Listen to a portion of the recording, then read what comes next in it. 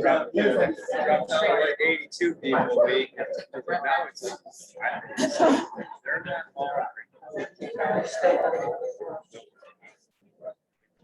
You give me a question.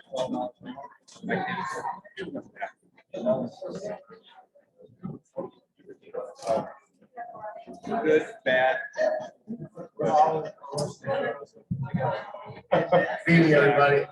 Good evening. Good evening. Good evening, everybody. Thank you for coming out tonight. On behalf of the school board, city government, and Mayor Blackwell, I'm Charlie Keenan.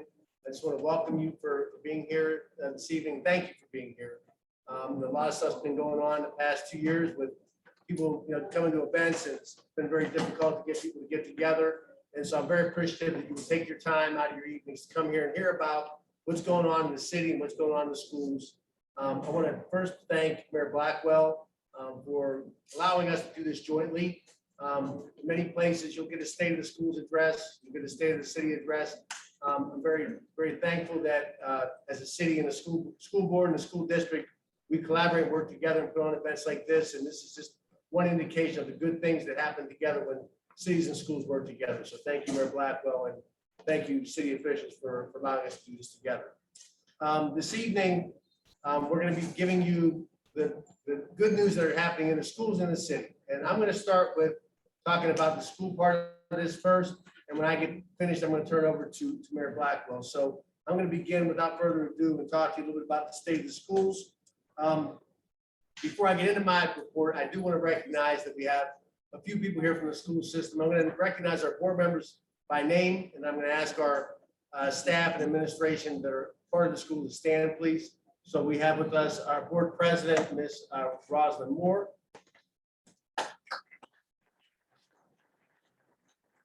Board vice president, Ms. Connie Rosen.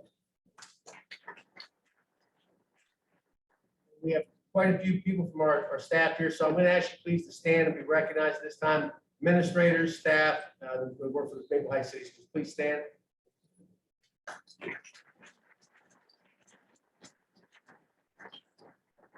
It means a lot to me and everybody that you come out here tonight and support what we're trying to get accomplished, what we're trying to explain to the community about what's going on in the schools.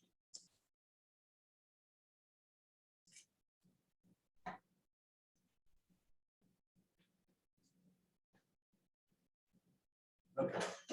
So I'm going to talk to you about three things tonight. The first thing I'm going to start with is a little bit about how we got to where we are today through the pandemic. And so we're going to talk a little bit about what's happened in the past, what's transpired this year, and then a little bit about moving into the future.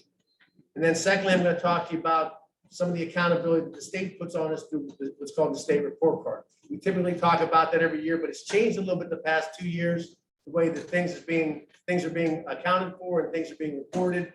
So I want to make sure that you're well informed about that and you understand the data that's going on. I think you'll be very proud of some of the things that are being reported about in Maple Heights City Schools and our students with that data. And lastly, I'm going to talk to you about, probably more important than the state report card, the direction and the vision and mission of the district and what we call continuous improvement plan that kind of drives the things that we do in this district. We just completed one cycle of a continuous improvement plan, so I'll share a little bit of that information with you. And then more importantly, I'm going to talk to you about the direction we're going moving forward from this summer for the next 5 years. So that's going to be what I'm going to talk about this evening. So let's start with the initial implications of the pandemic on student learning. So when kids walked into school this year, it's not just like they walked in the door and business as usual. And so we have to kind of reflect back on what's happened over time.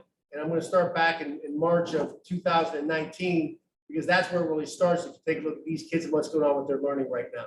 At that time, these kids were just going to school like normal. And then all of a sudden, this pandemic changed the world for everybody. It's it's the most dramatic thing that's happened in public education in over 100 years, maybe ever.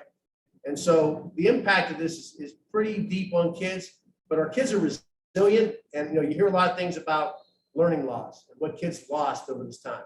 And I don't look at it that way. That's a deficit way of looking at what happened. I think that there are opportunities that we took advantage of. I think our kids can grow, and I think that we have to put things in place to make sure that our kids are successful. So we've really taken the opportunity to take a look at what our kids have experienced, what do they need, and how can we support them. So that was the first thing that happened is we had that abrupt shutdown of school. The other thing that was kind of a problem for us is that we didn't have the technology or the connectivity in our community, in our schools, in our families to support the online learning that some other places had. And that was a challenge for us. We dealt with that and we made sure that we did the best we could to provide learning for our students from March to the end of that school year. We did better all of last school year, but if you look at what a kid had to experience from March until now, they went from going to school every single day to school was shut down by the governor and they had to stay at home. They were learning by filling out packets, or if they could do things online, do it online. There was limited to no summer school in person. And then we came back to the upcoming, this past year. At that time, we had no clue what school was gonna look like then. We talked about doing a in-person learning. And then by the time we got to July, it was gonna be a hybrid learning. And then it came back to, with the high number of cases, virtual learning. So the kids were just trying to, and families were trying to navigate what does school look like to start the school year. We ended up landing on a virtual learning. So we spent the majority of all last year through virtual learning. We did get it in March to the end of doing some hybrid learning, but the kids' learning modalities have changed immensely over that year and a half. And that presents a big challenge for the way that kids learn, the way that we have to help support them moving forward. Okay, so now we fast forward into this school year. We started talking about what do kids need. So the first thing that we recognized pretty early was that the kids had to adjust back to the social environment of being around other students in schools. It was a year and a half before they were around other students. Some of the things that little children learn through school and social interaction was absent because their interaction was all online. So they had to kind of learn that face-to-face school over again, the social environment of things. Most students in our school started the school year not knowing the adults in the building. And that's not just because we have high transiency rate in our community. It's really because if you think about it, we have grade level schools. And over about a 2-year period, a kid progresses from 3rd grade to 5th grade, they're in a completely different building. They don't know the building, they don't know the climate and culture there, they don't know the staff, they don't know the expectations. So it's a whole new learning environment. So we had to take that into consideration when kids started school this year. And then the lack of continuity of in-person learning created gaps in students' learning that was hard to assess and support in the virtual setting. And that's kind of what I talked about, where people talked about the learning loss words.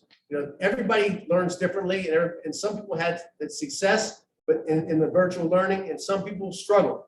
And every kid's a unique individual. We couldn't just lump them together and say all kids had learning loss. We had to really attack each kid individually.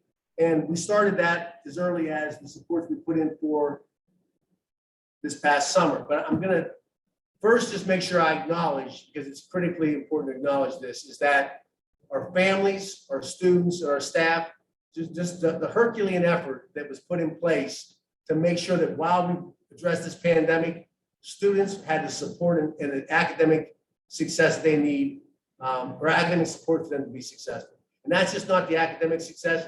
There's mental health. There's issues that are going on with the kids they need support in. So the schools put in place ways to support families. And I'm talking about, we had bus drivers that were, instead of driving buses, going to homes, delivering packets. We had paraprofessionals that were used to doing one-on-one work with a kid in school, going to homes to check on them to see how they're doing just with wellness. We had security guards going to homes and delivering new technology. So people did things that were not in their scope of work, but they did it just because they wanted to make our kids be successful. The teachers, if you think about the different ways the teachers had to teach and just drop from the in-person learning to creating packets, to providing an online platform, to doing some online and some in person, just amazing when you look back on it to what people did. And our administrative team supporting all those challenges and really taking a lot of abuse from people, because there's a lot of second guessing about what should happen. Everybody has an opinion about going back or not going back, or what should we do. And they stayed the course, they kept the focus on our kids. So I'm just very proud of our staff. But when you take a look at the families and the things they endured, I mean, having to work a job and then have your kid at home, make sure your kid's online, giving them the support they need. Sometimes you're being a teacher for your kids. Those are things the family system we're not used to doing. And you know, for them to do that and work so hard for their kids was amazing. And our kids, you know, again, they're used to school as school. And they adapted every single time to the ways that we had to provide learning for our students. So I just want to, before I go any further on things, just acknowledge and thank our kids, their families, and our staff for all the hard work that they did and put in during that pandemic.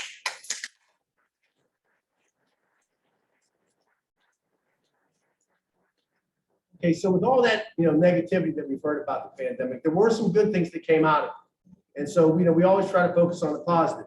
So one of the things that happened is that we really put a focus on integrating technology in the classroom. And, you know, we had people that did it, you know, in some parts, but it wasn't systemic.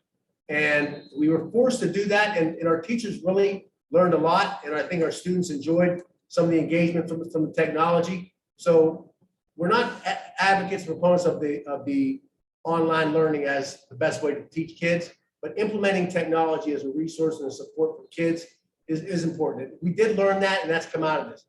The board has been gracious enough to support us in purchasing enough devices for us to go to one-to-one, which means every kid in the district will have a device of their own to take home and bring to school every day.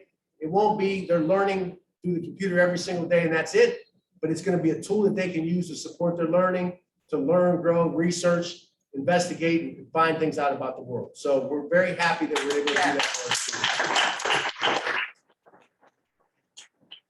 The other good thing that came out of this is the federal government gave us a lot of money. And we're very thankful that that was there because, you know, as a district that doesn't always get the equitable resources that many other places do, it was nice to see this money come in and then be able to think and plan about how we can use it to support the needs of our kids. Now, I'll talk a little bit about that in a few minutes. The other thing that came out of it is just, and this is really just with the contact we have with families and, you know, and that's, I'm just gonna go to the last one here because I think it's important. The relationship that happened between families and teachers over this pandemic and the communication that happened was so valuable. And that was critical in getting that connection for the learning of our kids. Sometimes that wasn't as strong as we wanted it to be, but last year was really strong. We wanted to continue focusing on that into the future. And so when I talk about the support for social emotional needs, families would communicate with us things that they were struggling with or that their kids were struggling with. And we recognize there are things that we can do outside of just the academic things to support our kids and families. And we really put a focus on that. You'll hear a little bit more about how we're doing that in the future. The other thing that it wasn't really a direct impact of the pandemic, but it did happen during the pandemic. And I think that because we were in the pandemic, it enabled us to have the proper focus on it was just the national focus on diversity, equity, and inclusion. The George Floyd murder caused us to take time to reflect on some issues that we're facing in this country that, you know, frankly, in this community, we've been dealing with for a long time. And we've always talked about how important it was to address these issues, but I think it's shown a national spotlight on these issues. And it's enabled us to kind of continue that ball rolling. And while we've always tried to do these things that we want to advocate for diversity, equity, and inclusion in our own community, we've been able to do it with other school districts, talk about state agenda, on just Maple Heights and ask for equity for our kids. So that's important to us. Another one that we talked about those resources. Every building, including this one right now, is $1 million. It's called it's a bipolar ionization needle point system. But it basically is a snare scrubbing system. Our board invested $1 million in putting that in each one of our buildings. It's supposed to kill 99% of all bacteria and viruses that are airborne. And so, you know, just looking out for the safety and wellness of our kids, the health overall, that was a great thing that we can take out of. And then the other thing that I was most impressed with was last year when we were trying to figure out how do we support our kids. It wasn't just the staff and the families that it was the community. And when I talk about community, I don't mean just the city. Oh, that car look nice. Mayor Blackwell, the city officials did everything they could to try to help us. help our students. But we had Father Amo, and he offered to have places to help our students learn. We had the daycare systems in the schools working with us to support outside of school learning for our kids, and how do we get the technology working. Everybody in the community pulled together. And so, when tough times happen, and you see the best or the worst out of people. And I think that last year we saw the best out of people in Maple Heights coming together to support our kids. I'm very proud of that. I'm thankful of our community for what they do.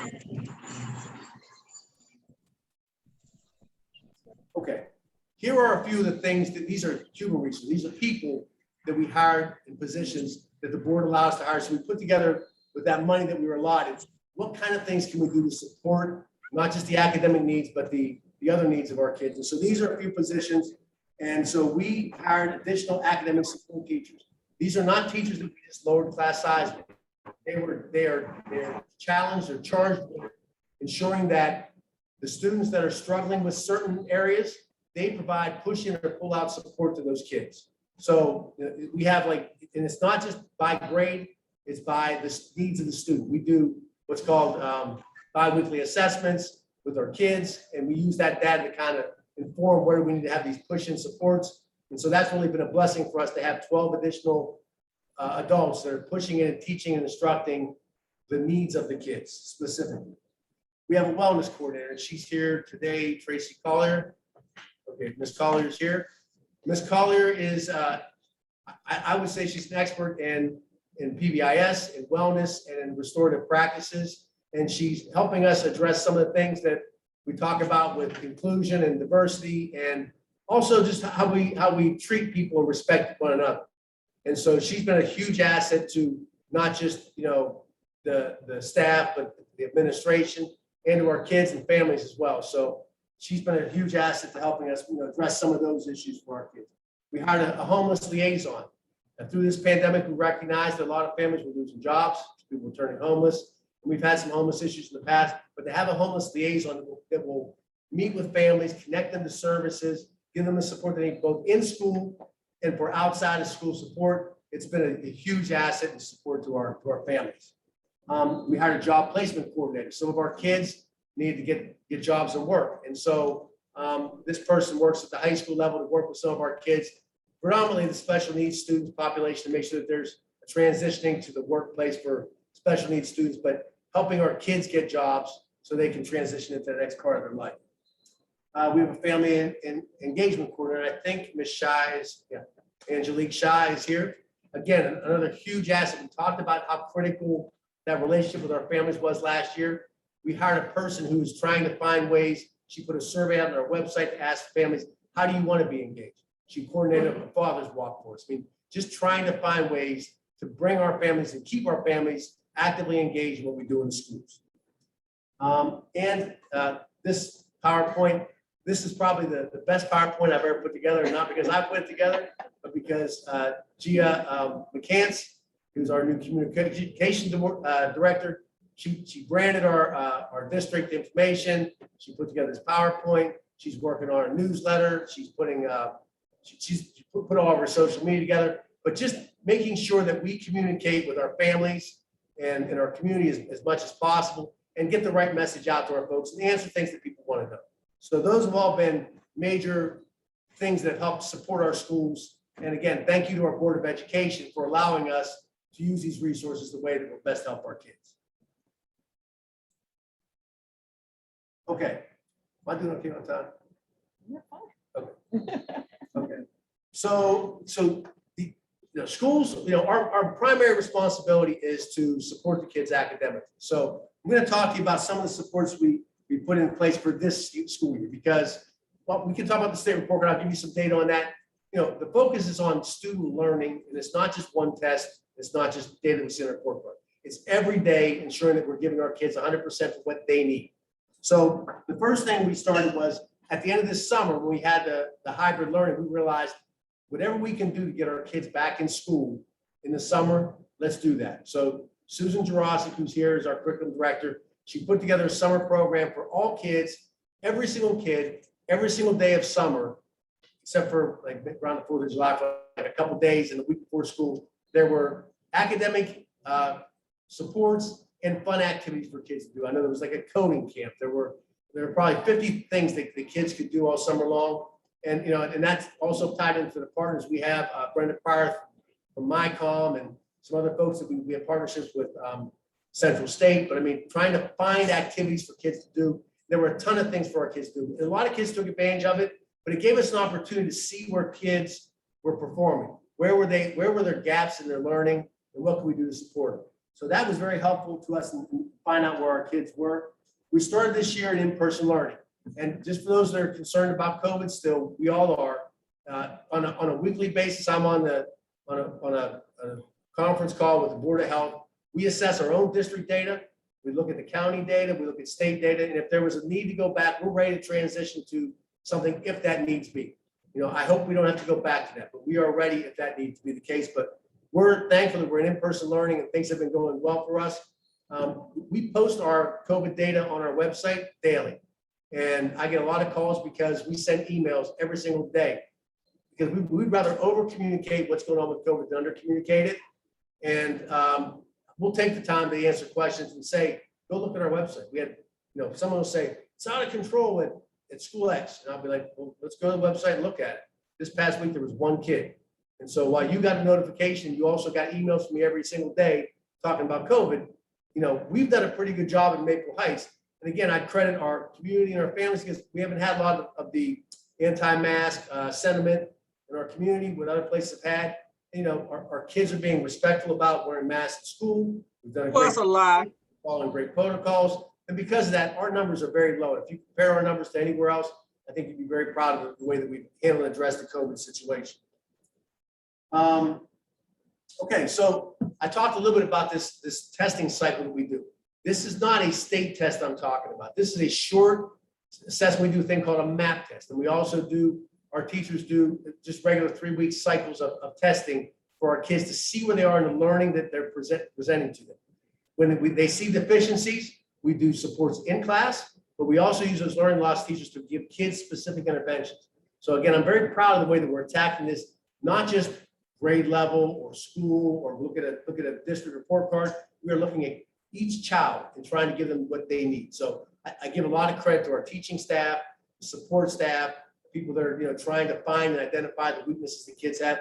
We also were able to thankfully put in place after school programming at the high school, the middle school, and Obama at this point, and we have after school care for our elementary campus. So there's opportunities for kids to also get things outside of the school.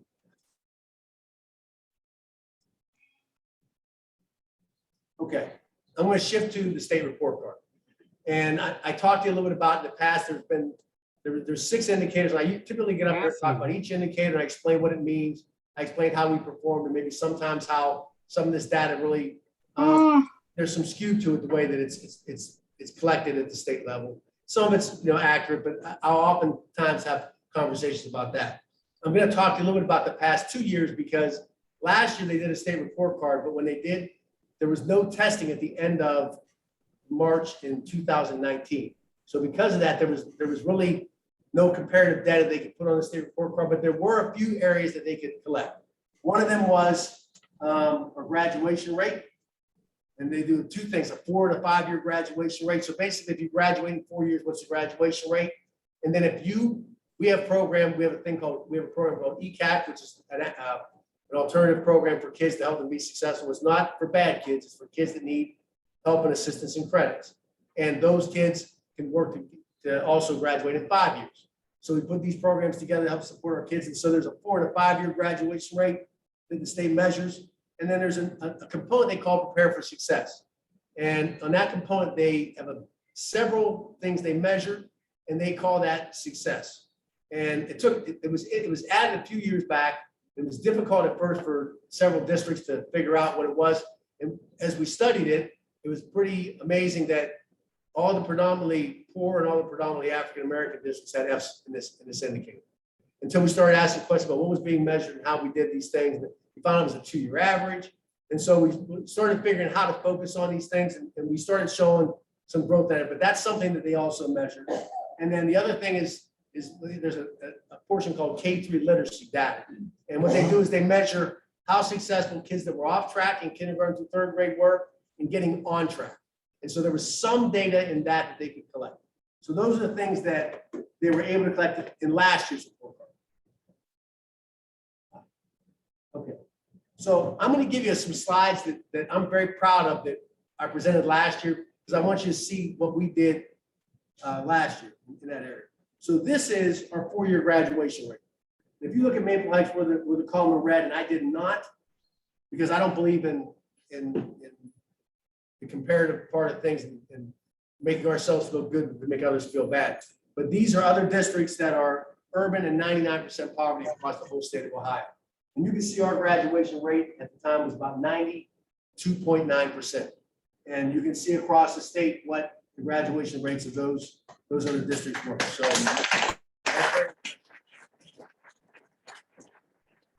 again, I would fully commend our staff at the high school, the counselors, the principals, that ECAC program, just attacking each kid individually. What do you need? How can we get you to graduate? What can we do working with families? So that was a lot of hard work, but there was a focus on, and they did an awesome job. I'm going to show you the 5-year in a different comparison group. So this is any students that have across the entire state, over 50% of African-American students across the state. Again, we were at 94.9 in last year's data. You can take a look at the other districts across the state that served over 50% students, nowhere near what we were. And again, not to diminish what they're doing. There's a lot of challenges everyone's facing, but this is more of a credit to what the staff here and our students are doing to make sure they graduate and go on to be successful. I talked about that K-3 literacy. Okay, so here's an example, and this was first grade students who were off track that became on track after a year of education in Maple Heights City Schools. One of the challenges we have is in our district and some of our surrounding communities is the kids, they bounce from community to community because of housing or transport or issues. And that's always a challenge because there's a loss of continuity in what they're learning. But if we take a kid for a year, and that's what this represents, the kids that we had in first grade that were off track, couldn't come in and weren't able to read, 85% of them were able to read with 1 year of instruction. You take a look at that, and that's it compared to Northeast Ohio. And that's a big staff focused on what our kids need. Okay, and this is that prepare for success area. Those numbers talk about the percentages that the state said will prepare for success. I don't like this metric, but I know this. It's what we're measuring on, so we're going to keep working to improve it.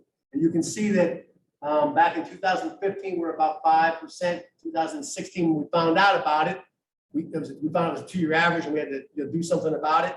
And so over the past couple of years, we doubled and then doubled again what we did for prepare for success. So again, we're not satisfied, but we are proud that we're making progress in the right direction in that area. Okay, so the state testing last year did occur, but I want to remind you that when we did testing in October, none of our kids were in school. They were all virtual. Even in the March, we had just transitioned to a hybrid learning.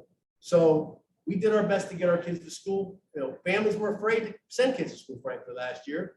We did. So the data that we have for this year is data. And any data is good data because we can use it to get better. But I don't think it's really representative of our kids or their ability or what happened during the pandemic. So there is data that's out there. And the state report card is not released for this school year, but they gave us our data for us to look at. The state superintendent said, don't worry about the data. He's since retired this year. But he said, don't worry about the data. You use that as a foundation. And I'm thankful that he made that comment because that is important. We got to see where we are and we got to find ways to get better. So we are using that data for that purpose. And like I mentioned, the things that we're doing instructionally now, I think are going to pay dividends for it to show our kids' results next year. The other thing that we did is I talked about those MAP assessments that we used. That's really how we can tell where kids are. The state assessment is a one-time test at the end of the year. And I mean, kid could have a bad day. Maybe the kid's struggling with something that's tragic in his life. Grandmother made that. I mean, you never know. But that's one test. But when we do these cyclical tests with our kids, we get over and over more information about how our kids are performing. We can use that to help we feel that's the more important data that we're using. Okay, so the state report card contains all 6 areas. Some of it is not very helpful, and it really won't give us much information to judge about our success. A few of the things would be like the graduation rate. I'm going to show you our graduation rate for this district. So in 2016, our 4-year graduation rate was at 78.6. That was higher than the state average at the time. So, still, we should be embarrassed with 78.6%. We put things in place to try and get better attention and focus to our kids. We rose from 80 to 92 to 92.8 to 92.6. What you won't see is the results of 2021, because that won't come out till next year.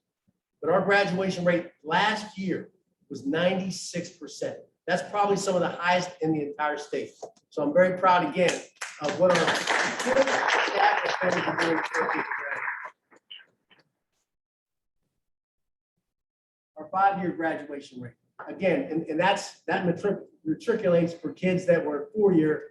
It only gets higher with the kids that continue to grow. And so we've been consistently over the past 2 years. And again, this year, that again is not reflected till next year, we're at 95.9% of our 5-year graduation rate.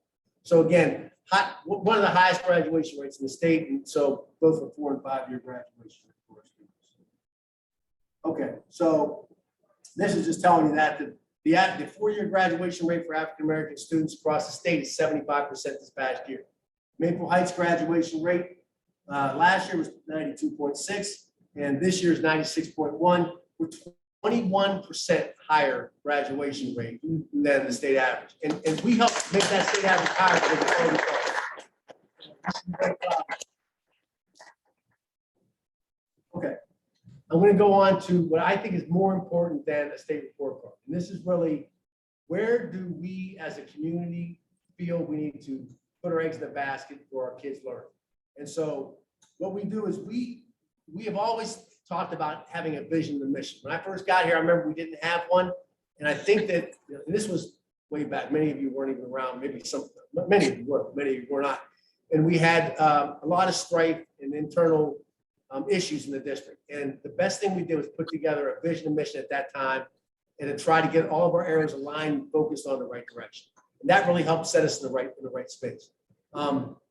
So we've done it every year as a school board, and we've done many different ways of doing it. But the school board, who's a voice of the community, leads that vision and mission. They tell us, it's not what I say or the staff says.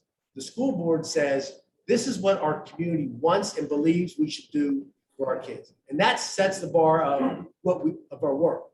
From there, we put together what's called a continuous improvement plan. And that's basically, okay, that's what the vision and mission is. How are we going to get that done? And so again, we've had a variety of ways to go about putting that together. But that document kind of drives the things that we're going to do. So when you look at our vision and mission currently, I said it bad. From our board, educating our students, over it. I expectations told him of come get it tonight. prepare them for a lifetime of success. I don't. It yeah, sounds very simple, over but it helps us all keep a clear focus on what we're trying to do. We talk about all those things that we try to do for kids and things I just described to you. They're all related to living this vision and mission out. And you're going to hear a clear message when you see the things that we do, how it aligns to that vision and mission. So in the fall of 2018 was our last continuous improvement cycle. And Ms. Moore, Wendell Garth, and there were several community members, students, staff sat on a committee to help put together that continuous improvement plan at that time. And we did that, and we presented to the board in January of 2019. But we had 3 years of putting something together of what we would try and get done. And remember, that plan took place as we were navigating a pandemic. And I'm going to show you the things that we did during that time, because I'm so proud that all the goals that we said we were going to do, we accomplished. Which led us to this summer saying, okay, what are we going to do now? Because that's done, but we can't just rest on our laurels. We've got to do something else. And all those things I just talked about earlier that are important, our board sat down this summer and said, we can't wait a year. We can't wait to get a committee together.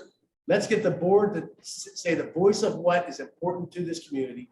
And we're going to ask you to put together with your administrative staff the things that will make that happen. So that's the process we use this time. and we put together a 5-year plan. So I'm going to talk to you a little bit about the 3-year and 5-year. On the 3-year plan, and this was on our website, and it had dates and times and things we tried to get done, but there were 4 main areas. The first one was curriculum instruction, making sure that what we did for kids academically was our paramount, most important thing. Some of the things we did, I mentioned to you about the MAP testing and looking at data. We didn't used to look at data as deeply as we do now. It's like, okay, well, how are our kids doing a test? We are analyzing things with data, rooms, walls, and folders. Kids have folders of their academic work so they can track their own progress. Teachers know how their kids are performing, and buildings know how to perform. We know at the district level. So we have a whole system of data tracking that gets down to the student level. That was again brought on by this work that our board and our community said we wanted to do. Structured walkthrough. So it was good enough to put the data in place, but we need to have a very regimented way of what will principals and administrators do when they're in classrooms to make sure that we're being successful. And so we put together a walkthrough tool that navigated all the things that we said are important and made sure different classrooms we're focusing on ensuring that kids are being loved, are they being cared for? Are we making sure that we're looking at doing diverse instruction in the classroom? So all those things are included in our walkthrough tool. Two is we do an annual assessment of our data. So the board has me account to them with our data at the end of the school year, and we talk about, here's where we're really successful. Here's a place we need to focus on next year. It's a way for us to just stop, pause, and reflect on where we are and figure out where we need to move forward every single year.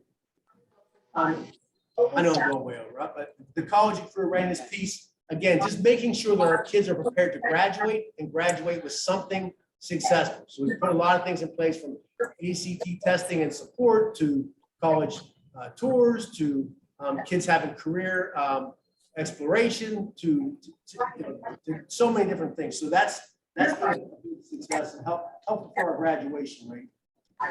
We talked about expecting excellence. And if we don't define excellence, then how do kids know what it is? How do our staff know what it is? So we spent time defining what we call grade bands of excellence. So every grade says, okay, well, what does excellence look like? Because it's not the same in 12th grade as it is in 2nd grade. So the staff and Mr. Rossick led several of our graduates and some students to talking about what would that be. And we have it defined by grade level. And at the end of 12th grade, what we call portrait of a graduate, what we expect our graduates to be when they leave about Maple Heights City Schools. Our attendance, we work with the Browns. You've probably seen a lot of the stay in the game things that we put out about attendance. Attendance is a problem, but we're looking at ways to attack it with incentives and rewards and support, and just making awareness of families for how important attendance is. And we've already talked about the social emotional support. And the last one was develop and maintain relationships. That's the key to everything. If we don't know our kids, they don't know us, and we don't understand what they need, then we're not going to be successful. If we don't have rapport with our families, if we don't have the rapport that we have, like I just mentioned, between our community, then we're not going to have the success that we need for our kids. So that was important. We really focused on that and getting that plan in place. And the last thing, and again, this is Gia's invention. It's an infographic. And these are the 4 areas in our new plan that we are going to focus on. Again, same vision and mission. We don't change it up every couple years just because. If it works, that's what we need to work for our kids. We live it out. But how we do our work, we're not just saying, well, let's do more data walk. These are new areas that we want to focus on as we move forward over the next 5 years. And so I don't have a presentation on what we've done in the past 3 months on this, but I do have some good news for you. That if you want to find out how we're doing, I'd like you to come to our next board meeting on Monday of next week, where we will be doing a district present out on these 4 areas and what we've done and what we've accomplished to date. So we believe it's important to communicate and do it publicly, the work and effort that we're putting in. And it's not just a document we're putting on the screen. We have to live this out every day, and we need to account to it. So we're going to do that 2 ways. There'll be a quarterly report out. The first one's next week, the 25th, 2 weeks from now. And then every quarter after that, we'll do a district report out at the board meeting. And then our buildings also have to go with building level plans that support those continuous improvement plan goals as well. And so every building once a month will also report out publicly at a board meeting what they're doing to accomplish these goals, just so we can account to our community of the work that we're doing. So I know I went on for very long, and I apologize for being long-winded, but this is important work, and I'm very proud of our kids. And just to be honest with you, when I put this together, I thought this is going to be great for our community, but it was really it was great for me because sometimes you get stuck in the day-to-day of all the the negativity and things that people get drugged down by. And when you stop for a minute and reflect back on all the good work that's happened in this community and in our schools, I think we can all be very proud of the people that work here and the people that do things for our kids and for our community. So thank you for listening to me today.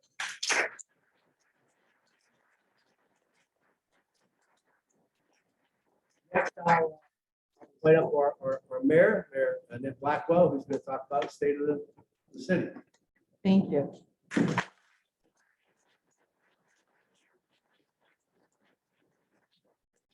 you, Dr. Keenan.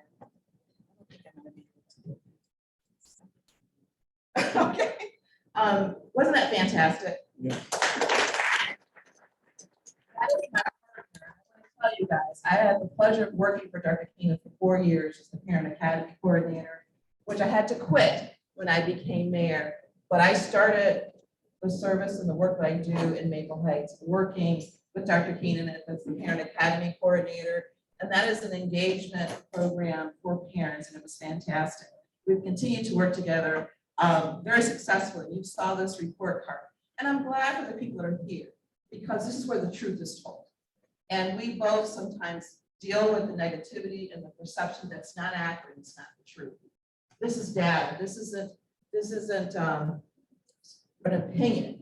This can be backed up with facts. And so I'm very, very happy that we were able to do this together. We did it last year virtually, and so I'm happy to do it again on purpose, because this is the story about Maple Heights.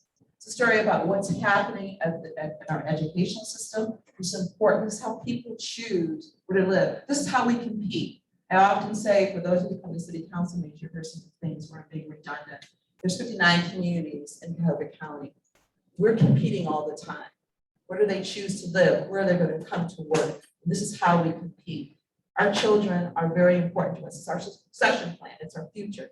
I'm going to go very quickly to introduce my staff, because my law director, who I do not like when he leaves me, but he's also the law director of Woodmere, has to leave very quickly. So I'm going to quickly introduce him, because he is a significant part of what you'll see here and how we'll be able to achieve it. So Attorney Frank Consolo, law director, thank you so much. You are released to go to Woodmere and work for Mayor Ben Holber. You tell Ben that I don't like it when he takes you away from me, but I did schedule this on Mayor Holbert's night. This is his night. You'll see in front of me, and I'll just do this so we can get right into the presentation. I want to keep this momentum going. It's Fire Chief Vito Cavalonis. He's our fire chief. And Human Services Director Linda Bocat. Finance Director Mrs. Tina Tillman. Police Chief Todd Hanson. Police Sergeant Brian Heather. To my right is going to be co-presenting with me, who helped me to. So you have a communications director. I have an economic development director who is acting as my communications director, Patrick Rogan Myers, who's an economic director. Also tonight, we have our elected officials with us. My backup, my partner, our city council president, Mr. Ron Jackson. City council persons, I don't know if I see District 1, but I did see District 2, Councilperson Tony Jones. I'm sure District 3 is here, but I see District 4, Councilperson Dana Anderson. Councilperson District 5, Timothy Madden. Councilperson Mr. Jajanski, District 6. Councilperson Edwina Asian, District 7. Also tonight, my executive assistant, Natalie Tripp. I see Regina, I'm not gonna get her Stoney. She used to be with Chamber of Commerce, but we took her, and she is now with Maple Heights. She is administrative assistant to Patrick Rogan Myers, our economic development office. You'll see a lot of Gina's work tonight. Thank you so much for helping putting this together. We've got Tanya Black, who is somewhere, singer van driver. Linda always tells me, there's Linda, tell me now, did I miss any of our staff? And I have a wonderful colleague, a champion, a mentor, Mayor Stan Kochi from Bedford. Quick story. And I am on the Suburban Council of Governors, and we went out to the crib, and I passed out. And when I woke up, this man was carrying me into the boat. He had spent many years as a fire chief. Fire chief, so he knew exactly what to do with me. Assistant fire chief. The fire chief of Maple had to correct me, so assistant fire chief. But he saw me as the water was going and I went down. And so not only does he save my life when I get stuck on something, I was a new mayor, I did not grow up in politics, I literally left business and came to politics. I would call Stan. He let me also work very close with your city manager, Mike Malice, who's absent today, but when I get stuck on a piece of legislation or how to read something, I call Stan the man. Stan, thank you so much for being here.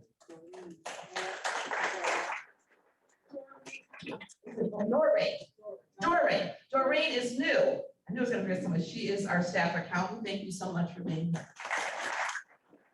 I'm gonna jump right into it, but before I do that, I have two special presentations tonight.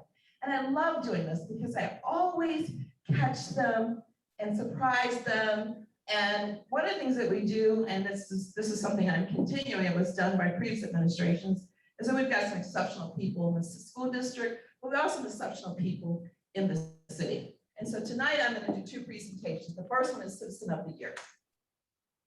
Patrick, will you help me? I don't have my glasses. One of them, they take care of me. I take Frank's glasses. I'll give it back to you. I do want to acknowledge some women in the house that I just recently became a member of the Black Women Political Action Committee. My sisters, they are here. Black Women Political Action Committee. Thank you for being here. I really, really appreciate it. Help me. This is heavy. I have a lot of people to help me. This year, 2021, Citizen of the Year, is Father Emil of St. Andrews.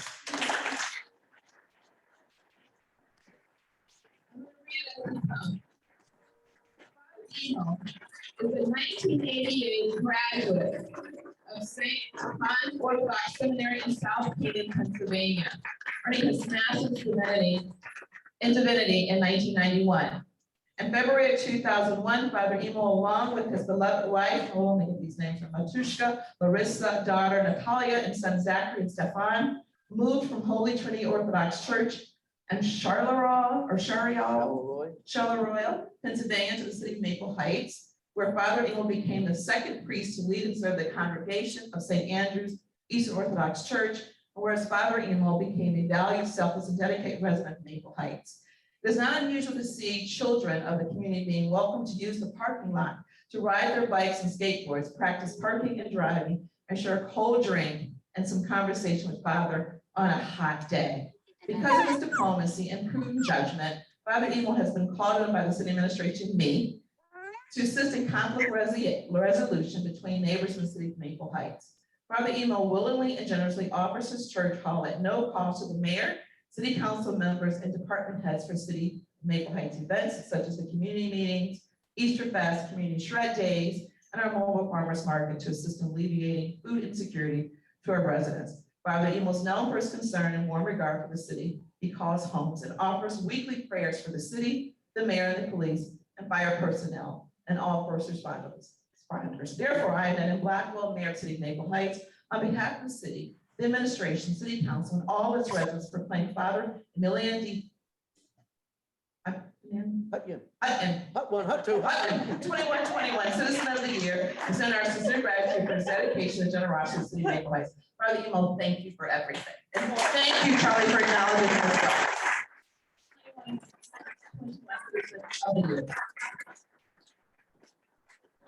Well, I got 8 more years to retire, as long as the Lord gives me life. My mom just got, after 28 years of marriage, contracted ovarian 4. She took care of me 8 years of dialysis, 2 transplants. I would like to tell my Black brothers and sisters as I entered the school for the first time, when I needed my first transplant, I was being abused for bedwetting by my father, who was a priest. And I listened so intensely to your superintendent. I was abused so bad, I changed my grades in high school because I got beat when I got home. We got thrown out of 16 churches when I grew up like a military brat. I don't know what would happen today. They called me to the office. It's gonna go back to your class because I didn't want to get beaten at home. I'm one of 9 children. 5 of 9 are divorced. One's epileptic, one transplant. I could write a trail of tears, but I love life. And then when my Matryoshka meets little mother of the church in Russia, and I'm Matryoshka, or her father. Unlike the Roman Catholic Church, we're married before ordination. We wear the ring on the right hand. I plan to retire when I'm able, if I make it. I hope not to go back to dialysis. I love this city. The church has been there for 51 years. We're renting the hall like crazy because the HBT club no longer is capable of doing it. So we're renting it, and basically the fish fries and the renting are paying my salary. It's a $3.9 million building. And you're all welcome to come see, take a 2-cent tour. I thank the mayor. I support her, the fire, the police, the court. The last 2 mayors used the hall. And I, not only any organization, especially the government or charity, we offer our hall for free. So may God bless you all. And in our language, go home means tonight, everybody go in peace, go home with God. Thank you.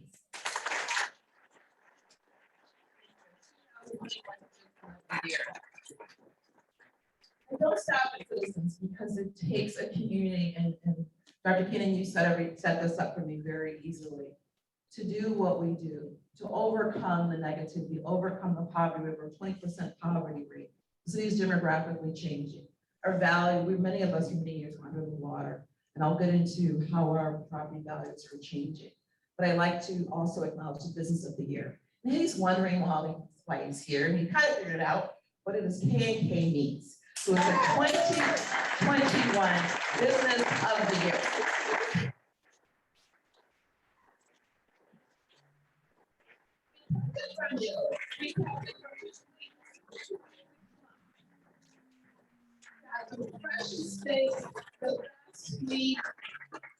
He is an amazing entrepreneur and partner.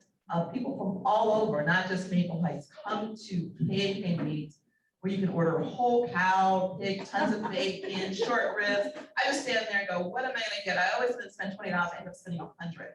It's just that amazing. So on behalf of City of Maple Heights, I'd like to say in June of 1979, and thank you family for keeping it from him, and mom for the history. We appreciate it. You were getting a little suspicious. I didn't know this. In June of 1979, the Kohler family continued a family tradition when they chose a location nestled in the corner of Attorney Dunham Shopping Center in the city of Maple Heights to establish and open K&K Meats, a neighborhood butcher shop that would span 42 years serving this community. The Kohler family, Father Dennis, Mother Bonnie, and their young children, Denny Jr., Julie, and David, worked side by side to make this business thrive. And Denny Jr. eventually became, this is Denny Jr., eventually became the owner of K&K Meats and continues in that capacity today with brother David and mom Bonnie at his side. Over the years, K&K Meats has been blessed with countless dedicated employees, my neighbor around the corner, that have served their customers with kindness, patience, and respect. And K&K Meats prides itself in providing only the highest quality meats, prepared foods, party trays, smoked and fresh sausage made daily inside their in-store smokehouse to the community. Customers are always met with a smile and genuine warmth and friendliness. K&K Meats serves as an ambassador for the city of Maple Heights, attractive and welcoming customers from all corners of Northeast Ohio. Denny and his staff provided countless acts of kindness to residents in need in our community. We know about them. Denny remains diligent in protecting his customers and staff during the pandemic and has been steadfast and optimistic during the Dunham Road reconstruction. Thank you for providing the food and hosting us as we for celebrating that new road. So therefore, I am Mayor Nan Blackwell on behalf of the City of Maple Heights, the administration, City Council, and all of the residents declare K&K Meats and owner Dennis Kohler the 2021 Business of the Year, and wish you many years of continued success and prosperity. Thank you for staying.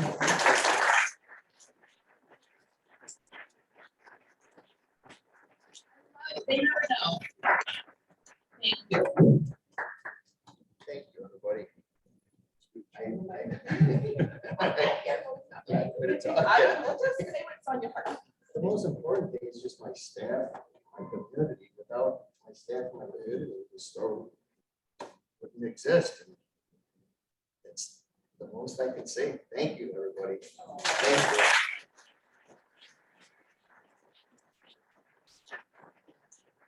you. I'll be good to get my meeting. Can I step away? Can I step away with it? They'll take care of it. See how people take care of me. I like, oh, Frank, you need your glasses. Can I give it to you tomorrow? I'll put them in your room. I lose my, so they keep glasses for me. So I want to start very quickly from State of the City, get right into it because you guys have been so patient. There's food here. There's food here. Please make sure if you haven't eaten. Is that pretty good? And that's from a local caterer, Teresa's Pizza. Teresa's Pizza is in Dunham County Shopping Center. Thank you. Also want to acknowledge Vince Crawford from Waste Management and your manager, Ryan Johnson. Ryan Johnson. Ryan Johnson. So you can talk to them later. I know there's some issues with Waste Management. They've been a partner. We owed Waste Management so much money when I started. They gotta stop picking up trash. Thank you for the credit line. I said, give me time. Give me time. We will pay you. We have paid you every cent that we owe you. Thank you so much. People say, why do you say with Waste Management? Because they gave me grace when we couldn't pay them. We also have Sugar Valley Engineering here. I told you the same thing. You came in and everybody told me how much money we owed them. I came into a city with a $2.79 million deficit. Sugar Valley is our city engineering. You see a lot of the engineering projects, and you see some of the street repair that said, he said, you owe me a lot of money. He brought me a stack of invoices like this. I said, give me time. I will pay you. I paid you every dime that I owe you. Yeah. Great. Let's talk about where we are now. So I'd like you to meet the people. I've mentioned our council president. These are our council persons. Some are here, some are not, but there are 7 districts. The city that is now almost 25,000. We just got our census. We were 22,138. The last census, which was it 2020, when was it the last census before that? 2010, so every 10 years. We're now probably 3%, and that's the biggest growth we've had since 1970. And so each of these council persons is responsible for about 3,000 residents. They're your first point of contact. I know you guys love to call me. I know you guys love to text me. You guys love to start by City Hall. You email me. Like there's a lot of you and one of me. These 7 people are very capable of addressing your concerns. So here they are. I want to talk tonight about public safety and service, city finances, administration, community development, and then planning for the future. That's our wonderful gazebo. Public safety and service. Police Chief Todd Hansen. I've introduced you to Chief Cavalinas. Ed Wren is not here, but his firm is represented and his Sugar Valley engineer. I call him GG. It's a term of endearment. He's my grant genius. Why do I do that? Because 95% of the grants that we applied for, with the help of GG, who was our dedicated engineer in the firm Sugar Valley, we win. We just had a change in our service director, and we have an acting service director, Bob Delaniak. I don't think he's here tonight, but we did get a picture of him. But Bob Delaniak is our acting service director, the departure of our service director, Mr. Cerisi. Let's talk about public safety and service. Our fire division call volume is approaching 6,000 for the year. It's increased by over 200 calls due to COVID-19. We've got 5 recently, and one of the things, we've got a lot of retirements, and there's a lot of competition among the 59 communities. But we've been able to, with successful recruitment, Chief Vito Carbone is taking the lead on identifying available candidates, and they would add 5 firefighters and paramedics. And we put that a lot on the website, so you can take a look. We've got a lot of new young faces in our city, and we've got some diversity. We've achieved diversity. in the fire department as well. That was one of my goals. We've continued to partner with Cleveland Clinic with a mobile stroke unit. So we're able to save a lot of lives. We got a letter just recently of someone's life we saved because we have this partnership with Cleveland Clinic, with the Cleveland Clinic mobile stroke unit. Chief Cavalunas is so happy. He's elated because we've been trying to get this, and you know, Finance Director, this 2021 state-of-the-art ambulance is going to be delivered in November 21. We've been working on this for probably over a year. It's going to be soon, and our fire station 1, we've got 2 fire stations. Station 1's on Morrison Road. Station 2 is on Dunham Road. We're going to get a new state-of-the-art ambulance, and we need it because we're running, I don't know, how many calls a day. Sometimes we're, as a primary care physician, sometimes it's fact that the person who's sick doesn't have transportation, and we're there. And so we put a lot of miles on this ambulance. We're running them into the ground. So we are finally getting a new ambulance. I will be over to sit in it and go for a ride. They usually take me for rides. I've had some bad days, I've had some good days, but each time I've been in the ambulance, you know about the passing out. Thank you, and I've had some passing out in my office. You guys pick me off the floor, but I'm getting better with managing all of these quality hours. But our police division is extremely busy. I get the reports every day. We're averaging about 85 calls a day, so I know that there's a lot of frustration about parking on the street, parking on the grass, speeding, and people blowing through stop signs. But when you're averaging 90 calls a day with less than 40 police officers, it's very tough to get to those things that don't have a higher of a priority than a shooting in progress. And hire more. Entering in progress, a missing child, but they do their best. They receive over 32,000 calls, that small department, right there on Lee Road. We have been able to hire in this challenging and competitive environment, 9 police officers, 3 auxiliary officers, 1 corrections officer, and we're still looking for auxiliary officers, police officers, lateral transfers. We posted in our records clerk. We're expanding the digital training program to keep up with the data skills and topics so we can address crime, kind of like what Dr. King and my colleagues said. Data lets us know what we need to do to continue to strategize, to make this a safer place, to recruit and retain. And we're continuing some community policing. Community policing, we've done Zoom with the cop, we've done coffee with the cop at the McDonald's on Norfolk Road. We also do shop with the cop. We go out with our children to the Target in Macedonia. I've gone and I see policemen getting to the top shelf, picking up little Barbie dolls and fire trucks, and we have a really, really good time. We joined several other police departments. We also have Mocktail, which is a program sponsored by University Hospitals, the whole car seat safety program. And we have Community Life and Education Committee, which is a committee chaired by 3 council persons. We have an annual trunk or treats. It's this year, and I forget the date, but they'll be around to answer some questions. But our police are very engaged in the community. In addition to fighting crime and doing our very best to keep you safe, they also are very much immersed and integrated in our community with our children, with our school children, with our seniors. You'll see them at various council persons, community meetings. You can see, you can go up close to them, you can touch, ask them questions, even hard questions. May not be the answer you want, but they will always tell you the truth. I'm very, very proud. We've implemented new technology to help people be safer. You probably heard we bought 32 flock cameras to the tune of almost $170,000. Thank you, Finance Director, for finding the money for us. These are license plate readers. We need to know who's coming in the city, who's going out of the city. It aids our investigations, helps us speed up the ability to solve crimes and deter crimes. So we're extremely excited about these cameras. Chief and I have been kind of looking at them for a year or so. You'll see that Independence just installed these cameras, Solon just installed these cameras, and we're going to install these cameras. We're very close to highways. And so people are able to get in the city and get out of the city quickly. We need to see who's coming in and we need to see who's leaving.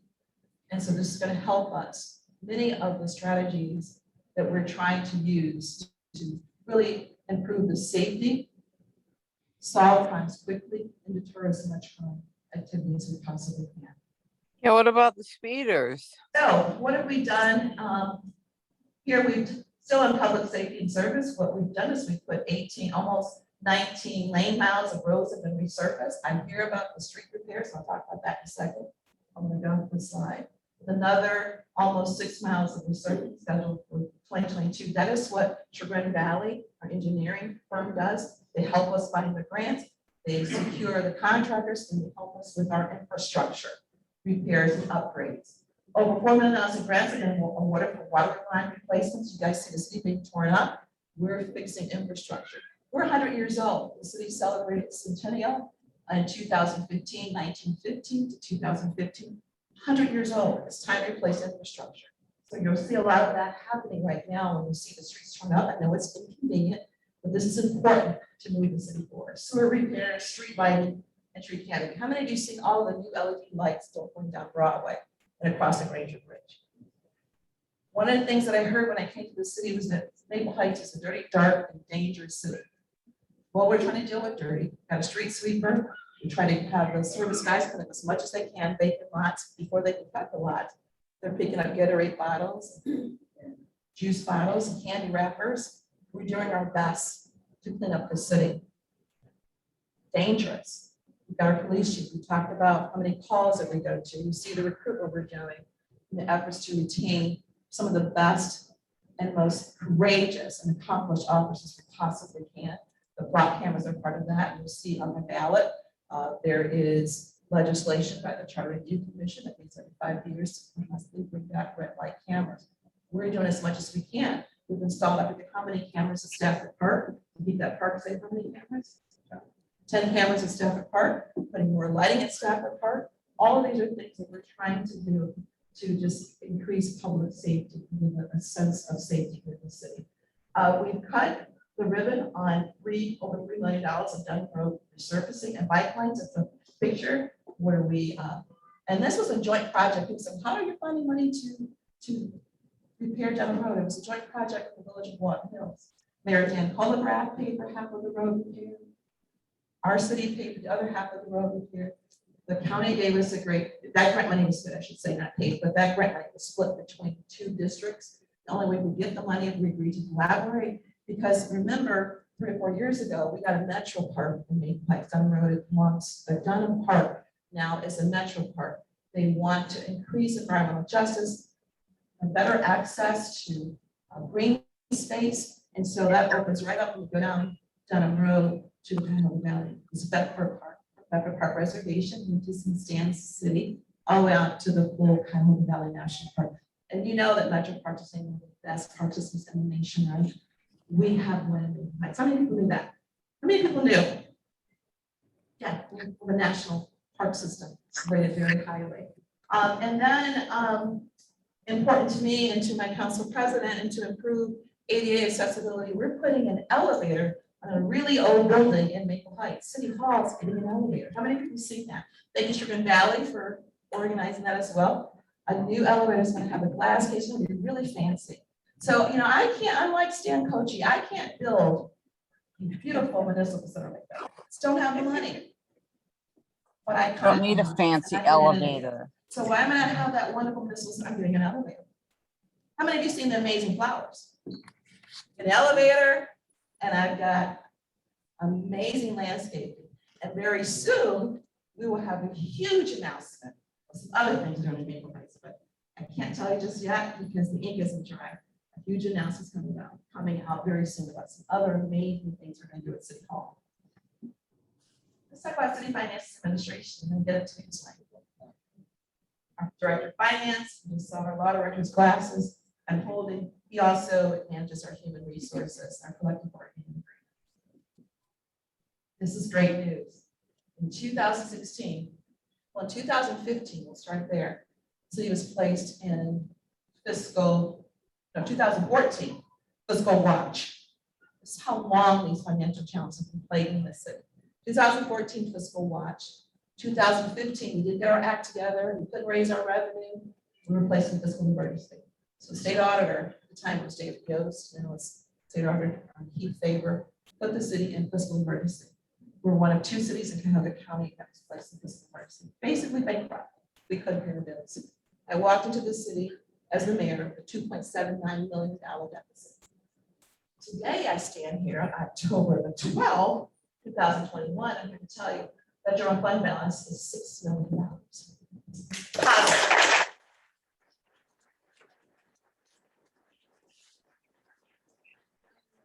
In Tony's leadership, we received a clean audit for 2020.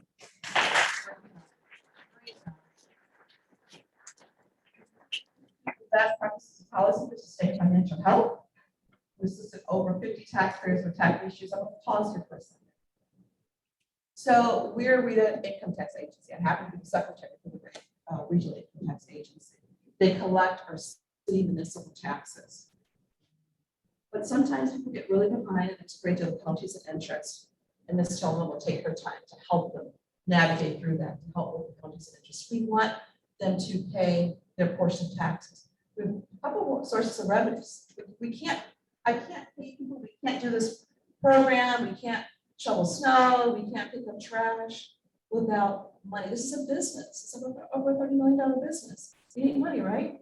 I always say it's revenue minus expenses tells us what we really can spend. Because I don't want to go back for a city being in fiscal emergency and having the state tell me if I could buy paper clips. It was that intense. That kind of oversight. And so it's important. The revenues are income taxes are our largest source of revenue. It's 2.5% of your income tax. Property tax, although the portion that goes to Dr. Keenan in the school system, they get over 50, 60% of the property tax. We get a portion of that. I'm here to tell you, Maple Heights is the second city in Cuyahoga County of 59 that has the highest rate of property tax delinquency. You guys ask for a lot and try to give you a lot, but you got to pay your fair share. You must pay your fair share. The third source of revenue is the local government funding, over $1 million. The government raised us from 1.66% to 1.67%. And then grants, which is why Sugar Valley and those grants, the grant genius in that firm do are so important. You see all these improvements, it's not coming out of our general fund, which is our main checking account. When we have that kind of void in our property taxes, and you say, why isn't my road street, what's happening with my tax dollars? Not everybody's putting their money out. So we're working with the budget that we have. Please understand that. When you make these demands, are you doing your part? Now, I said this to a friend of mine who called me. I just don't understand what's happening. If you belong to a club, you don't pay your membership dues. You lose your right to vote, and you probably get kicked out of the club.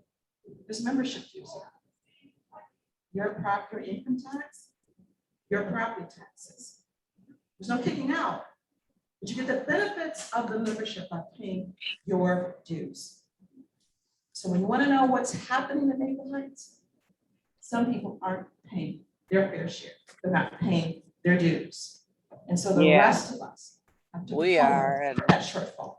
how are you gonna That's get on tough. now? It's tough to do everyone. And this finance director can tell you. So we were officially released from the fiscal emergency designation in 2020. That was a 5-year recovery. I told everybody, I'll do it in 4. They said, no way. You guys say it's 20 years. I did it in 4 years. I did it in 4. A little bit of overachiever.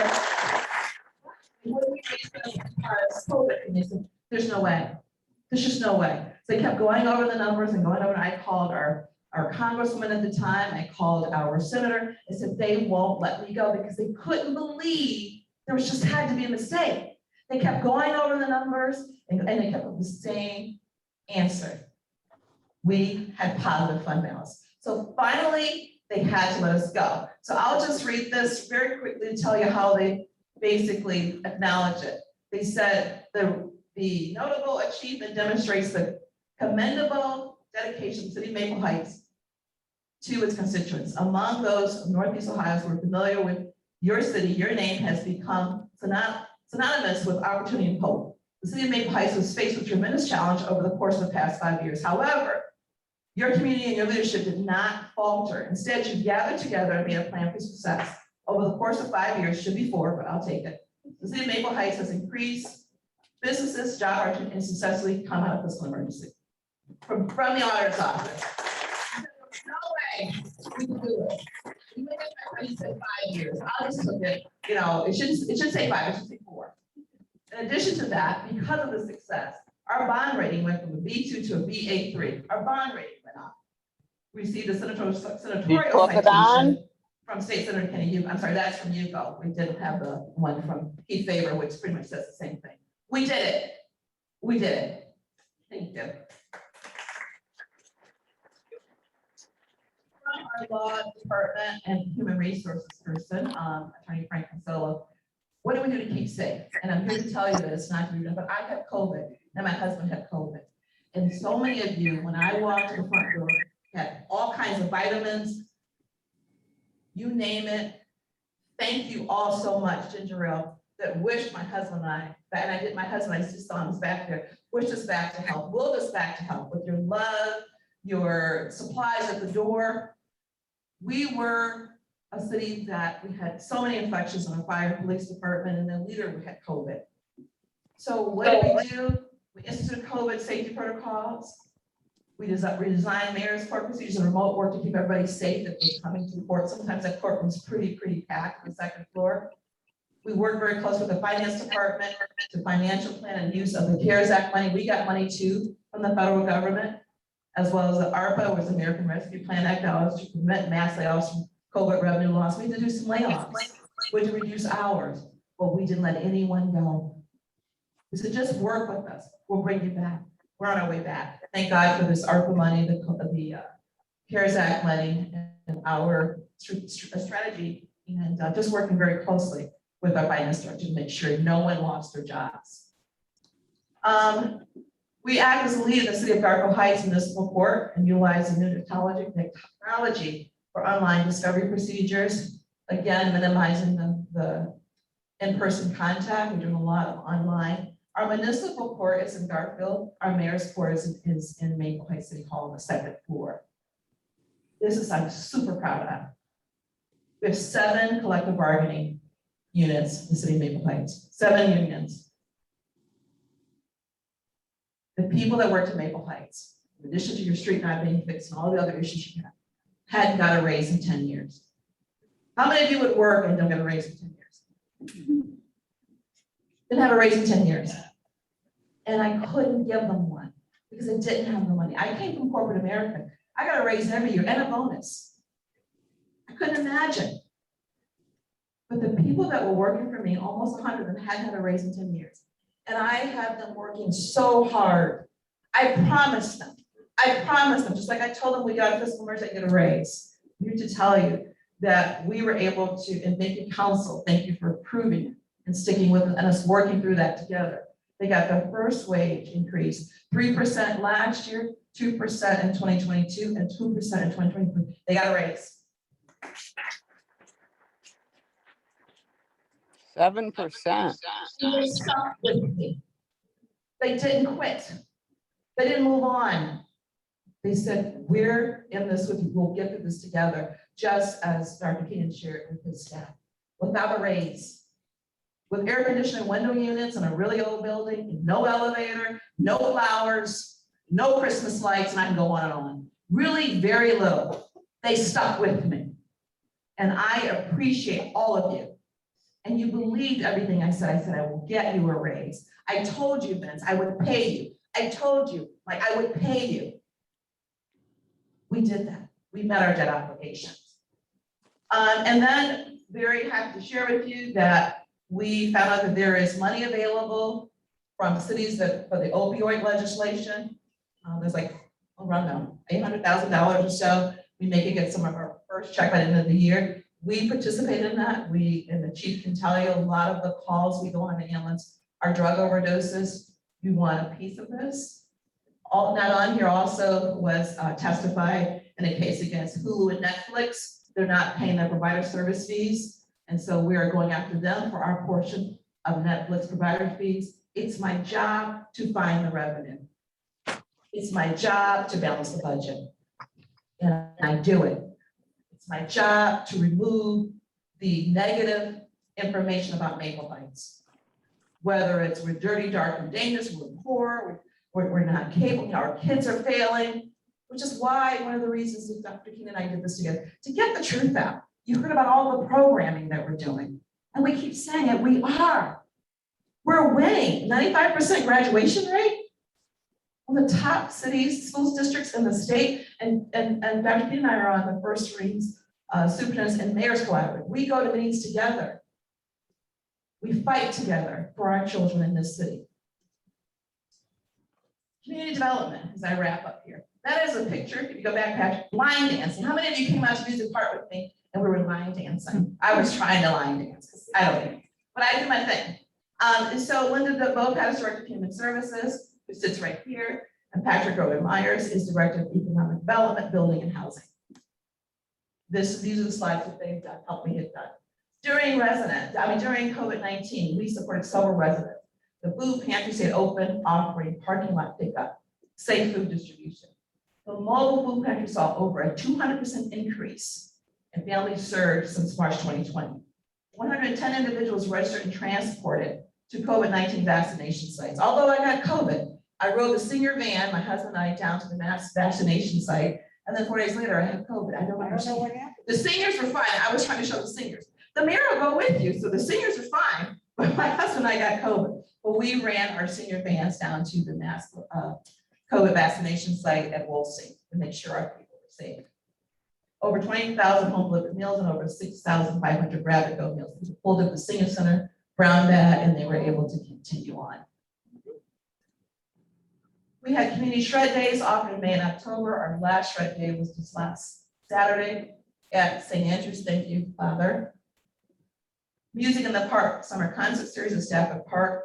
We had hubs group. I'm telling you, there's probably over 200 people there. We've never had music in the park concerts so well attended since I've been mayor. I can't speak historically before I was mayor.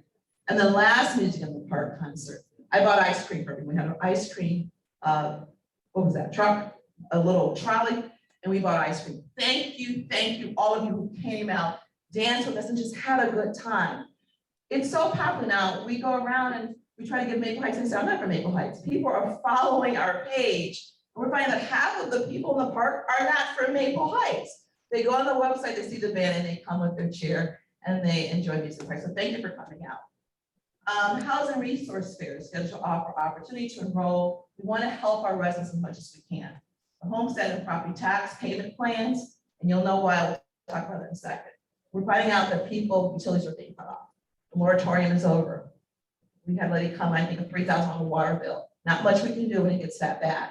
We have a HEAP office in the senior center, something I work very closely with Armand Bush to bring to Maple Heights, a HEAP office to help you get on the utility assistance plan. And we want to share some home care resources. You know, Patrick Rogan-Meyer is the director of economic development, and he also oversees the building department. And we go out and we cite you for high grass because you guys can call and say, you gotta cite my neighbor, the grass is high, or there's trash in the backyard, or the roof is falling, or the gutters are falling. We go out and cite. But I feel, what's the other side of that? I'm citing someone who can't afford to get it fixed. So we can cite, but how do I help them fix it? Because they're gonna end up in my mayor's court. And then it just compounds the issues, right? We have over 20% poverty rate. A leader has to figure that out. Cite, but how do we help them? And so we're going to pursue that, and we're going to bring you some of those programs. We've been working very closely. Patrick, thank you for all the work you've been doing. Linda, thank you for all the work you're doing to find out who can help us. We had an amazing year. We have a couple revenue centers. They laugh at me when I say that. I come from an accounting tax background. I call them revenue centers. Mayor's Court and the building department. Those are two centers that generate a revenue. And so in 2020, we issued over 1,400 building permits. Almost 1,200 permits were issued in September. The residential permits issued between, this is for getting a permit to put a driveway in, put a fence, build a deck. From 2018 to 2020 was a 19% growth. We cited over 1,300 property maintenance complaints. So for those who said, we don't do anything, 1,300. We're going out. That's not to mention probably how many high grass lots? How many? Probably 900 plus. Almost 1,000, just people not cutting the grass. We finally hired a new code enforcement officer. What does this look like in revenue though?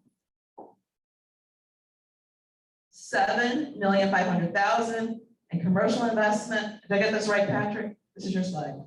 Am I reading it right? Yes. And residential investment.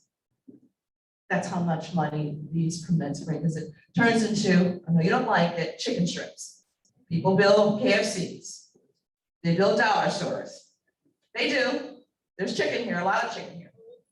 But it results in this kind of commercial activity. And then when I say the source of income, then they pay income taxes. And this vacant parcel then becomes a property tax bill. That's why this is important, whether it's chicken, nylons, nail glue, or a lot of long hair. It's economic development.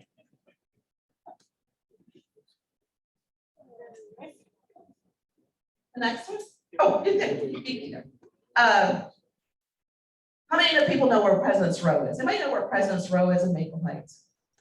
It is on the other side of Broadway, and is the only place that Blacks could live in Maple Heights. It's the most red line part of the city. So in our negotiations with the land bank and building 2 new homes, and these are modular homes, these homes are kind of pre-made and they just have to put in a base. They said, what do you want? I said, I want justice in a place. And they call it President's Row because the name after Presidents Jefferson, Adams, I forget all the streets, Jefferson, but you get it. I said, you're gonna put them in President's Row. We're gonna make something that was done very wrong right. Those homes sold for how much, Patrick? It's my quote presenter. Oh, he's got it right there. You put it for me. 189 and 217,000. I can never remember. And they sold within a week. In President's Row, the undesirable part of the city, the part that only Blacks could live. Is that amazing? Is that justice? That's an easy thing. Then, but it doesn't stop there. We have 5 new homes planned for construction in fall 2021 and spring 2020. Over near the elementary campus. Anybody see the new home going up? Brand new home going up, built from the ground, selling for 200,000. Frank Amato, who is a very renowned builder in this area, building some in Euclid and Cleveland Heights, brought 4 lots and building 4 new homes, starting at 200,000. Another development's going to break ground on Greendale and District 2, another home starting at 200,000. This just started something. When I became mayor in 16, the median sale price in my place was 37,100. I look at all real estate data. Every house that goes on sale, I have the realtor send me a link. 37.1. The home value price now is 80,000. You can't buy a house unless it's a completely demolished for $80 and $80,000. So it doesn't matter where you're buying it. $80,000. It gets even better. In the state of Ohio, there's something called a reappraisal cycle. That's what I did before I became mayor. I was a property tax consultant, so I know this. And so I was trending and watching these values. So every 6 years, and so 2012, what was it, 2008 is when everybody got the shocker where values have dropped 30%. Remember that? In 2018, they went up a little bit. And then they have something called the triennial, which is the mid-year review between the full year sexennial. Maple Heights, when I went down to the county, where is it? I can't see it. Right in front of me. Oh, that's fine. Here it is. 29%. 29% value increase. We had the highest in the county. The only thing that beat us out was Lakewood. Lakewood was 27%. But Maple Heights, how many of you saw this? Anybody saw this prior to tonight? Did you see this? It was in the Plain Dealer. It was in Cranes. Because nobody could believe how in the world, I said, there's just no way. Well, it's numbers, it's data. We had the highest. If we went from $37,001, $80,000, one could easily see how we had the highest value increase. How many of you got your value notices in the mail? Increase for the first time in a long time, right? That's what's happening in Maple Heights. Great news for the schools. We brought back the city's paint program. Remember, we go out and site. And so my building department says, it's painting, and the person says, I just don't have the money. It's chipping. So we had some money from the Slavic Village program, which I won't get into tonight. That's a program that we have just for the sake of time. And we were able to put that money with the approval of council into a fund. And we were able to do grants for people express, that being able to demonstrate a need. And we gave grants for paint. We did a partnership with Maple Heights Hardware. And so we're helping people paint their homes. We hope to bring more of those programs. I know about the trees. I know about the sidewalks. Let me build a budget. Let me find the money, and we will try to bring those programs to help homeowners and property owners as well. City Land Bank, we have side yards. How many of you remember the great demolition in Maple Heights? You have 2 houses of a vacant lot, 2 houses, they were just tearing down the really, really raggedy stuff, the bad stuff, right? And we have these holes in streets, vacant lots. And so we created, along with the land bank, the side yard program. You could buy a side yard, it was $100. $100, you could expand your lot. Now, I know some of the lot sizes and depth and front, the front and depth. East side, the lots are 45 by 120, west side, you see 65 by 140. Many people are buying these lots. They spent this time home during COVID. They're seeing their values go up. They're seeing the changes in Maple Heights, and they want to stay in place, and they want to do it in Maple Heights. So 18 families in the process of purchasing these lots. This estimated to increase the equity in their home by $7,000 by expanding their lot size and putting fences around. We sold 5 parcels to the developer that's building the single family home construction you see on Dunham Road, and you'll see all through the city. This is my baby. As we were riding around, my husband actually one Sunday, and I saw this yard. It was just amazing. It was perfect. The grass was perfect. There was these beautiful flowers, with these beautiful little red trees, it was hanging baskets, it was light, it was just beautiful. And I said, oh, we go around and we cite people for trash, gutters hanging, awnings. What about giving the people acknowledgement for having a beautiful yard? So I went home and I sketched it, and I brought it to Patrick and said, it's gonna be a little work, because I'm not the best artist. It's gonna be a little work, I'll help you. We put some grass in there, and we launched the beautiful yard program. And I've seen your garden club in Bedford do that, their coaching. We recognize the hard work, time, and money spent on investing in flowers, yard ornaments, lighting, and other unique features. Patrick went with me. Not only the front yard's amazing, we went to some backyards, arbors, ponds, peach trees, a movie projector. There are some beautiful, beautiful yards. We only bought 100 signs, but we kept finding more amazing yards. People called us, people sent us pictures. We expected 250 yards. Got this sign. Anybody here got this sign in their yard?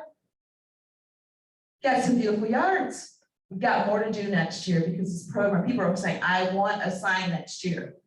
I want to thank Gail's Garden, who worked with us, and for the first 100 yards, we thought it was only be 100. If you took the letter to Gail's Garden, they give you 10% off. We're going to expand the program next year, but you can still see some of these yards, these signs in yards. People are probably displaying them. This is one of the homes.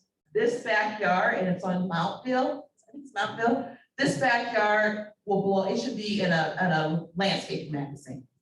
This was my baby. I personally stopped 250 signs in your yard. It was me. He was like, is that you, Mayor? I'm like, that's me. I'm sticking it. It's not in your yard. Very proud of this program. Very proud of the homeowners that put so much into their homes. We welcomed 10 new businesses to the city in 2021. Gojo, the makers of Pharrell, opened its door in early 2021. They made a $25 million investment in a building that had been dark for over a decade. It is beautiful. It's first class. It's at 5700 South Bay Road. We've got some new commercial construction that topped almost $7 million in 2021. It's 3 million more than in 2020. We've got the Dollar General. We've got the car wash. Let me tell you about this very quickly. It was Yellow Valleys. It was one big parcel. It was Old Valleys that became FX Fitness Center. I don't know what it ended up becoming, and a parking lot right next to the fire station. That one parcel became 3 parcels. The Curry family that owns that development that owns that parcel did 3 parcels. They split it. One parcel became KFC, chicken, I know. Second parcel became a brand new Dollar General. third parcel, which may own by the years, a new Clean Express car wash. That one parcel that generating no income is now 3 parcels with 3 brand new buildings, 3 opportunities for jobs, tax revenue, income tax, and local property tax. That's fantastic. That's fantastic. I'm going to end with planning for the future. So what's the future? We've done all of these things that we couldn't do, and we overcame, and we got it done. Myself, city council, these administrators, we really put our minds around, very similar to what Dr. Keenan and his staff did. We have to strategize. We have to believe what seems to be impossible. We have to shut out all the noise and negativity because we know the truth and we know how it really, really works. We're the inside looking out. We're going to focus on delivering excellent city services to residents efficiently. We're going to answer your calls. We're going to answer your emails. You can walk to City Hall, somebody will be there to address your inquiry. How many people send me messages? I send you the answers the same day. If I send me an email, got an answer the same day? Because that's how I respond. Sometimes at 12 o'clock at night, but you get the answer. We're going to ensure the city government is proactive and responsive. We continue to think of what is wrong and address it before it becomes a quality of life issue for you. Where it may deter investment here and they may go to Stan City instead of Maple Heights, although we share very well. We compete, but we compete fairly. Some things are better suited for Bedford, and some things are better suited for Maple Heights. We work collaborating on that. We're going to maintain a financially stable government. We're not going back. I'm not going to give you something I can't pay for. You can be mad at me. I'm not going to give you something I can't go, and she's not going to let me. We're going to focus, we're going to restructure departments to recruit and retain top talent.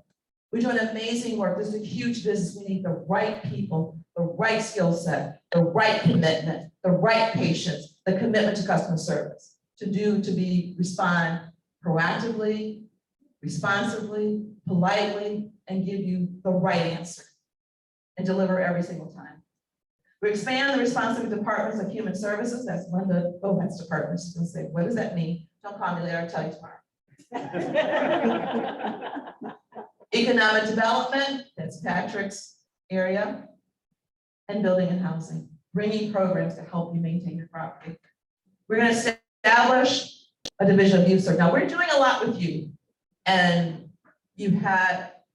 thank you, Superintendent tell you all the things we're doing with MyCom, and now we're doing the Saving Our Daughters, Saving Our Cinderellas with the CAVS, NBA project. We've got Students of Promise. There's so much we're doing. We're going to continue to expand to that with grants and resources and collaboration. Dr. King, I've done just so well, just really getting a great deal of enjoyment out of that, seeing our children really participate in those programs. We're going to establish a serious maintenance grant program, the paint program. Again, we're looking to do something with trees and sidewalks, roofs, driveways, windows. We want to improve community health. We found through COVID, we also are in touch with the Board of Health. Linda sees it, of course, as Human Service Director, high cases of diabetes. I have been working since I became mayor.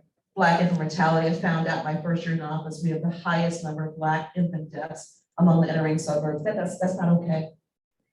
And for the last 2 years, I get my numbers where babies are still dying, the numbers are not going down. All of this money is being from this program. But Black babies are still dying before their first birthday. I can't have that.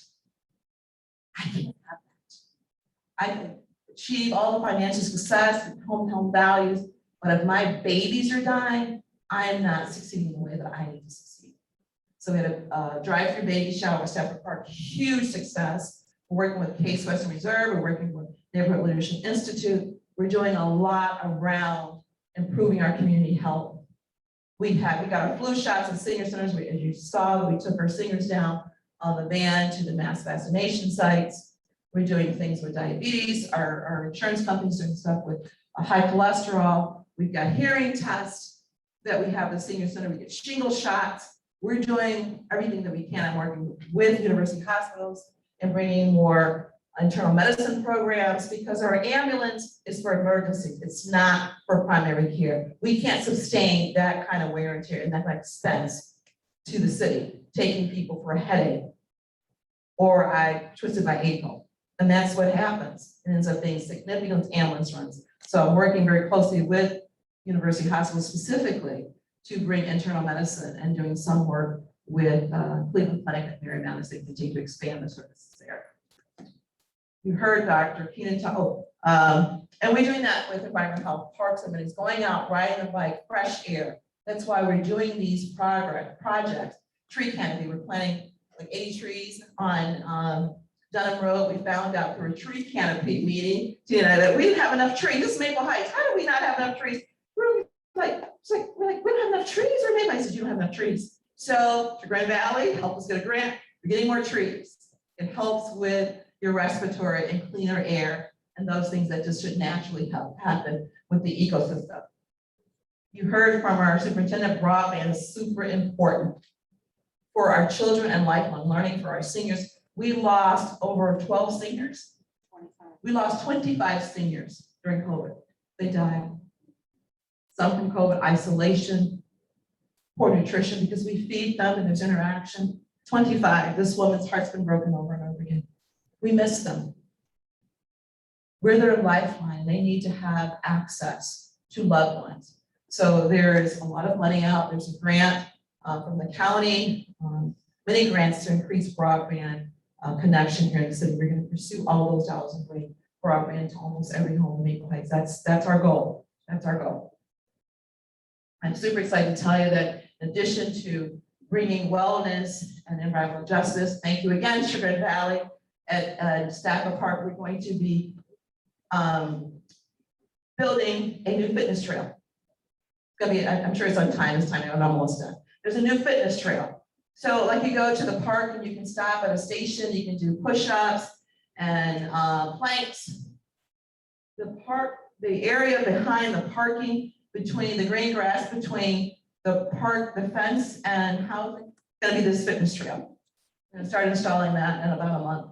So we'll have fitness trail and stuff. We're gonna make it a full service park, not just youth engagement, but citizen engagement. Everybody needs to be served. And one of the things I found about Black infant mortality is some of the babies suffer because of domestic violence or mom. It's not just sleeping, depression, in vitro trauma. So we want to bring as much as we can to address outdoor activities, fresh air, walking, exercise. Super excited to bring it all through a grant in Grand Valley. Our grant geniuses over there. We're doing several water line replacement, street repair on these streets. The sewer repairs in northeast and southwest section of the city. Please reach out to your council person, see if you're on that list, your street's on that list. And then I want to make sure that we continue to seek grants and outside funding to support city projects, so that strains not on the general fund. One of the issues I looked at when I got here, I studied it too. There was not my finance director. I went through 3 before I got her. But as I was studying, how did we get to this place? Everything was coming out of the general fund. There's special revenue funds. No one was really looking at where money was going. We want to relieve all of the requisitions and funding out of that general fund. That's our main fund. And where we can use other people's money, as she says, that's a good thing. That means more money in our account. So we're going to continue to seek those projects, working with Grand Valley, the county, and some of our other partners. We need to reduce this delinquent projects down by at least 5%. That resource where we're going to have the county here to get you on a payment plan. If you're delinquent, if one of your residents is delinquent, we need those dollars. We want to just at least 5% to bring a little bit more money in. We're going to continue to commit to strategic financial planning for our continued success. The success starts with strategic finance planning, top talent, a vision for the future, collaboration with your schools, a great body of elected officials, city council persons, a great staff of committed, talented, courageous, selfless administration. So we're going to measure our success. I'm big on utilization and measuring our success. I don't want to just talk about it. I want to see it. Are we achieving what we set out to do? We come to work and we work a lot of hours. Many of us have been working all day. And there's meetings, there's council meetings, there's committee. Sometimes we're working 12 hours a day, we work all day, and we come to the various meetings in the evenings.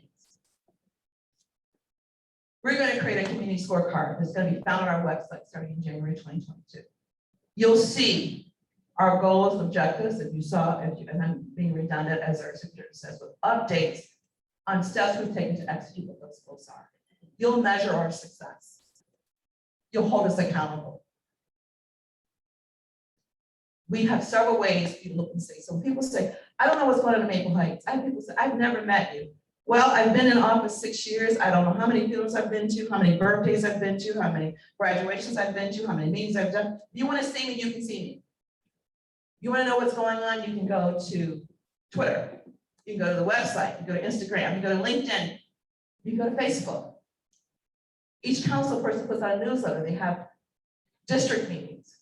The information's there. You just have to look or click or flip or show up.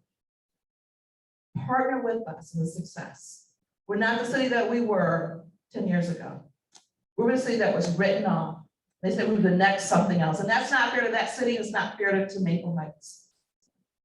But what is fair is that every day we commit to doing the very best we can with the almost 25,000 people in this city. Thank you. God bless.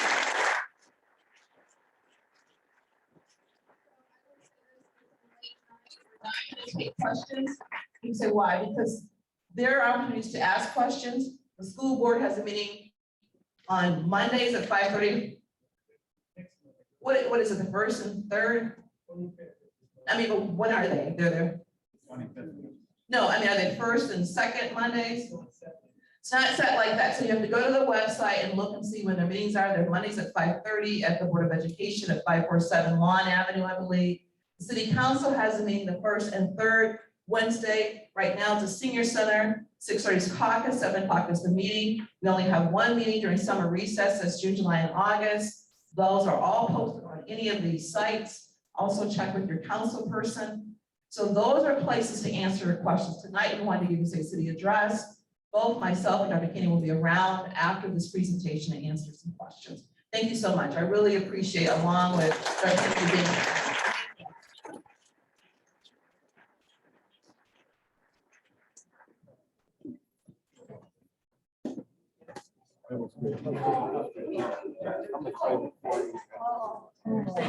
Congratulations.